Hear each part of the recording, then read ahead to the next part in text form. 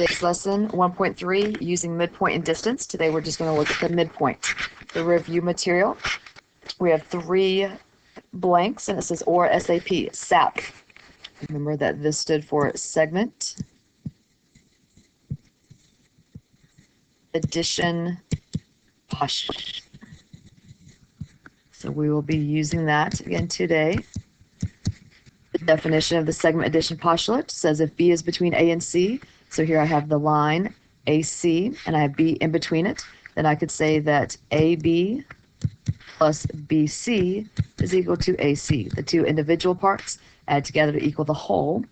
We will be taking a quiz on Monday over sections 1.1 to 1.3, along with all the vocabulary up to this point. So we want to learn some more vocabulary today. So the first new word, midpoint.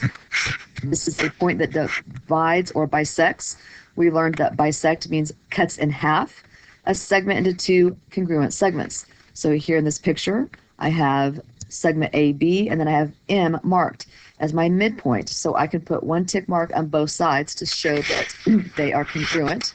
So I would say that M is the midpoint of segment AB. Therefore, I can write segment AM is congruent to segment BM, or I could say AM equals BM. Remember, when I use an equal sign, I don't have the segment bar notation above, and that is talking about, I know the actual number, the actual distance, the length of that. The next new word, segment bisector. This can be a point, a ray, a line, a segment, or a plane that intersects a segment at its midpoint. So here I see that I have line L is going through segment RS. So I want to identify my segment bisector. So I would say line L is a segment bisector of segment RS at point M. So I have to tell what it is. It was line L, what it bisected, segment RS, and where at point M. So that means that both sides it got cut in half. So I can put 2 tick marks and 2 tick marks on both halves. So therefore I can say segment RM is congruent to segment SM, or just RM equals SM. So we're going to look at some examples using that. So the first one, I have this picture over here, and it tells me line N is bisects segment RT at point S. And then I see I have 1 tick mark on both sides. Find the indicated length. So part A, find RT. So RT, that's the entire length if RS is 10. So they're telling me that half of it is 10. So if RS is 10, it got cut in half. I know the ST is also 10. So RT then, using SAP, the segment addition postulate, I add the 2 together. So RS 10 plus ST 10 is 20. So I would write out RT is equal to 20, but it's a length, so units. I need my units in there. Example B now, find ST. So now I just want this little part. If RT is 33, they give me the entire length, and they're just asking for 1 little part. Right? So then ST is equal to the whole cut in half. So 33 cut in half. ST equals 16.5, and again, units. Okay. So those were some nice easy examples when they give me just numbers. Now we're going to look at when they give us algebraic expressions. So example 2, it tells me that point M is the midpoint of segment VW. Find VM. Notice no notation mark above, so they want the length. I have 1 tick mark and 1 tick mark, so I know that these 2 are equal or congruent to each other. So I simply set VM, which is 4x minus 1, equal to MW, which is 3x plus 3. Now I want to solve this, get all of my x's on the same side. So subtract 3x over, I get x minus 1 equals 3. Add 1, I get x equals 4. They asked me to find VM. So VM equals, up here it told me 4x minus 1. 4 instead of x I now know x is 4, and then minus 1. So VM, 4 times 4 is 16, 16 minus 1, 15 units. Example 3, identify the segment bisector as segment PQ, then find PQ. So first, if I look at A, I notice I have one tick mark here, one tick mark here. At M, coming off, so I need to identify what is this, right? So M to N, that is a ray, so I would say ray MN is a segment bisector.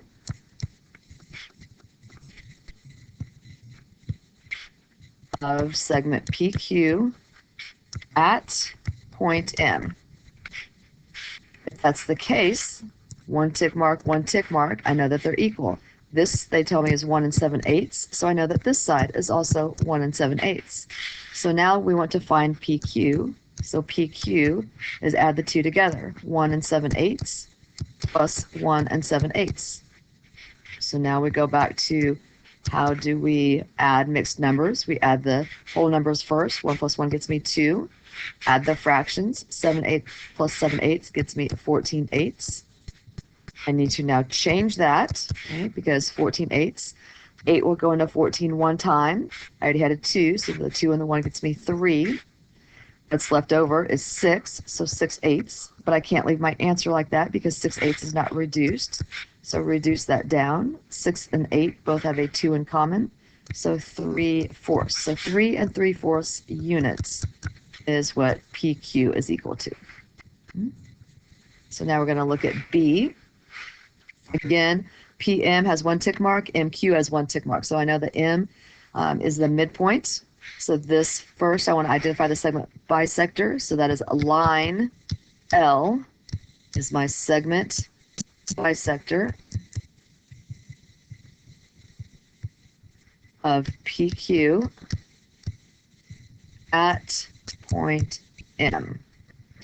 And again, I know that PM and MQ are equal to each other, but this time instead of numbers, they're the expressions. So I set 5x minus 7 equal to 11 minus 2x. I want to get all of my x's on the same side, so add 2x over. I get 8x minus 7 equals 11. Add 7 over, 8x equals 18. Sorry, this is 7x when I add 2x over, so 7x equals 18. Divide by 7, x equals 18 over 7. So these were sevens. Sorry. Okay, so now I want to find PQ. I want to find the whole distance. I just need to pick one of these to plug x into because I know that they're both going to be the same. Doesn't matter which one I pick. So if I pick 11 minus 2x, 11 minus 2 instead of x, I'm going to plug in 18/7. So I get 11 minus 2 times 18 gives us 36 over 7. I need to get a common denominator because I have 11 over 1 minus 36 over 7.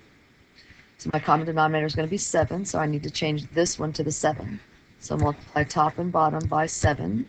So really I have 77/7 minus 36/7. So that gets us 41/7. So each half is 41/7. So if I want the total PQ, that's 41/7. It's 41/7, which gives me 82/7, which is not going to be a whole number. They don't have anything in common, so I can leave it like that, units. It's a nice review of fractions and mixed numbers on those examples. All right, let's go to the back. They tell me the coordinates of segment RS are R1, -3, and S, 4, 2. We have a graph over here. We're going to plot those points. So over 1, down -3, and label that R. S is 4, 2. It's a segment, so I connect them. This is find the coordinates of the midpoint. Well, it looks like this is the middle. It's not a nice point I could guesstimate what that is, but we don't like to guesstimate. So in order to find the exact coordinates, we have what is called the midpoint formula. So here the midpoint formula tells me that the coordinates of the midpoint of a segment are the averages of the x-coordinates and the y-coordinates of the endpoints. So if you have two endpoints, so the first one is A, and it's just labeled as x1, y1, and B is x2, y2, okay? The midpoint will have the coordinates x1 plus x2 divided by 2. So I add my x values, cut them in half. y1 plus y2 cut in half. We always use capital M for midpoint. So if I use that formula and I come back up here and plug that in, so here my midpoint, so I need to take the two x values, 1 and 4. So 1 plus 4, and then I'm going to cut that in half. Comma, now do the same thing with your y's, -3 plus 2, cut in half. So my midpoint, okay, 1 plus 4 is 5, cut in half. -3 plus 2, -1, cut in half. 5 halves is not a whole number. -1/2, I could change those to decimals or leave them as the fractions. So I just need to, this is my midpoint. We will always use that capital M for midpoint. Your answer for midpoint must always be an ordered pair, x comma y. So let's practice that some more.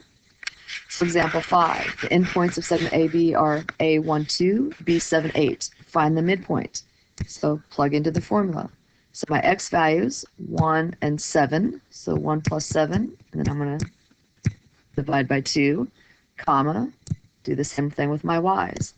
2 plus 8, cut in half. So here I get 1 plus 7 is 8, cut in half. 2 plus 8 is 10, cut in half. I don't want to leave my answer like that because I can simplify. We always simplify. So capital M for midpoint. 8 divided by 2 is 4. 10 divided by 2, 5. Example 6. Again, they give me endpoints of AB, -11, 12, and 17, -8. Midpoint. So midpoint, add my x's. -11 plus 17, cut in half. 12 plus -8, cut in half. So -11 plus 17, or 17 minus 11, gets us 6, and then cut in half. 12 plus -8, or 12 minus 8, gets us 4, cut in half. Again, I want to simplify, so my midpoint, 6 divided by 2 is 3, 4 divided by 2 is 2. The last thing we want to look at now, where we are given the endpoint and the midpoint, and we want to find the missing point. Okay, so there are two ways. Number one, you can graph it. So if I graph A15, so over 1, up 1, 2, 5, this is A. My midpoint is 3, 2. I'm looking for, where is B? I know that M is in the middle, so I know B is not going to be over here because it has to be M is in the middle. I know B is not going to be over here, so I know my B is somewhere in this area. So from the graph, I just simply find my slope. So remember, to find slope, I'm looking at A. What do I have to do to A to get down to M? Do I have to go up or down? I have to go down, how many? 3. If I go down 3, then I have to go to the right 2. Okay, so now we want to go ahead and do that. So let me erase this so we can see where we're going. So if I go from M down 3 and over 2, this is my new point B. So now I can write, what are those coordinates? This is 5, -1. Okay. It's not always convenient to graph them and do that. So the other way is just do the math. I'm going to write down the steps that we did. Okay, so just the notation that we're looking at. So we always start at A. We always start with the first endpoint. We're looking at, what do we have to do to A to get to the M? Like, what did we have to do from this A to get to this M? And then whatever we had to do, we do that to M to get B. We have to do that for both our X and our Y. So I start with the X value of A, which was 1. And I want to get to the midpoint, which was 3, the X value. And I ask myself, what do I have to do to a 1 to get a 3? Well, I have to add 2 to it, so plus 2. And then I want to go ahead and do that to my midpoint. So 3 plus 2 equals 5. Now do the same thing with your y's. So the y value of A was 5. The y value of my midpoint was 2. So I ask myself, what do I have to do to a 5 to get a 2? I have to subtract 3. And I actually do it. So 2 minus 3 gets me negative 1. So these are my endpoints. So B is 5, negative 1, which is the exact same thing that I got from the graph. So one more example of doing that. Here they give me endpoint A is 2, 6. The midpoint M is 5, 2. Find the missing point. So again, I start at A, go to M, and equal B for both my X and my Y. So if I start with the X value at A, that's 2. The X value of the midpoint is a 5. So I ask myself, what do I have to do to the number 2 to get the number 5? I have to add 3 to it. So when I do 5 plus 3, I get 8. So I know B, my first endpoint is, or coordinate is 8. So now the Y's, go back to A. The Y value of A is 6. What's the Y value of the midpoint they gave me? 2. And I ask myself, what do I have to do to a 6 to get a 2? I have to subtract 4. 2 minus 4, negative 2. So my missing endpoint was B at 8, negative 2. Please let me know if you have any questions as you are attempting the homework. Thank you.